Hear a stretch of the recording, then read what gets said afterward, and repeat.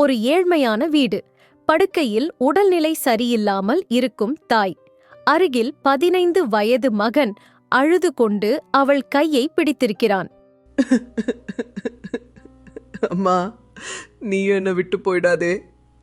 அப்பாவையும் இழந்துட்ட, நீயும் போயிட்டா நான் அனாதை ஆயிடுவேனே. தாய் மகனின் தலையை வருடி மெல்லிய குரலில் பேசுகிறாள்.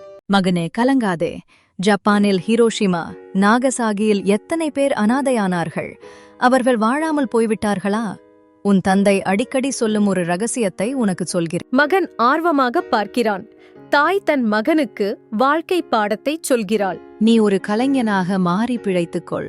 அதற்காக பெரிய ஓவியனாகவோ பாடகனாகவோ இருக்க வேண்டியதில்லை. உனக்கு ஒரு கழிவறையை சுத்தம் செய்யும் வேலை கிடைத்தாலும் அதை ரசித்துச் செய். நீ சுத்தம் செய்வது போல வேறு யாராலும் செய்ய முடியாதபடி அந்த வேலையில் உன் தனித்துவம் தெரிய வேண்டும். மகன் புன்னகையுடன் தாயின் கையை பற்றுகிறான்.